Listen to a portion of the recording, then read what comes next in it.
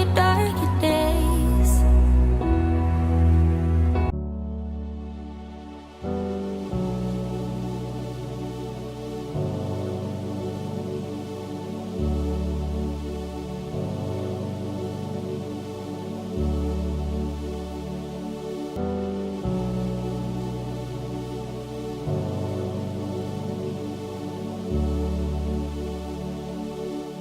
We want to make sure that the care that we're providing people in a healthcare setting is culturally competent, that we're attuned to who they are.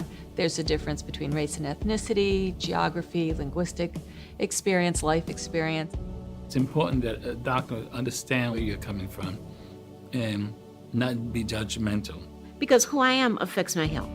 And if you don't know me, then you don't know the information that I need. It's an important part for anybody to feel comfortable and to know that this doctor is for you. And if there's any doctor that has a tough time with who I am, my likes, dislikes, adios, I'm not going to come back.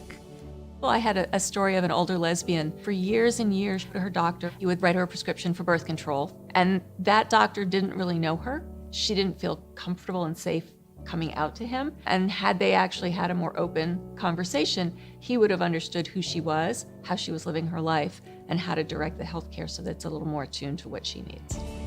Being in the closet is not a good place to be in the health field because you are leaving out a lot of the important services that you need to have in order to have a quality of life.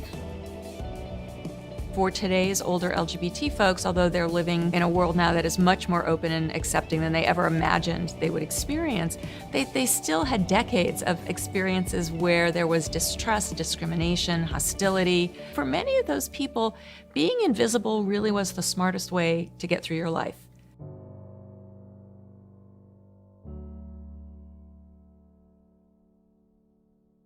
Having the facility trained, it really has changed the culture. Although I didn't think we were unfriendly before, people are much more open and excited to participate in activities that include everybody. I think it helps people to just be attuned to other folks, to not make all those assumptions that we make.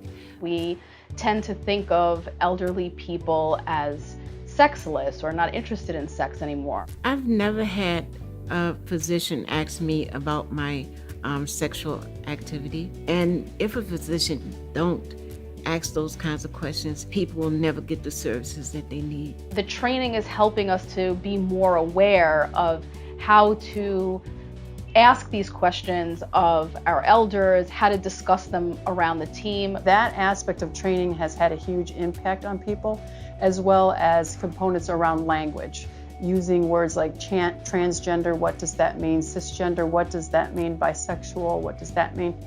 And for me, because I wasn't too familiar with it, I feel that it's my responsibility to learn as much as I can so I could take care of them the best I could and educate my coworkers, my friends, and talk to them about what I know.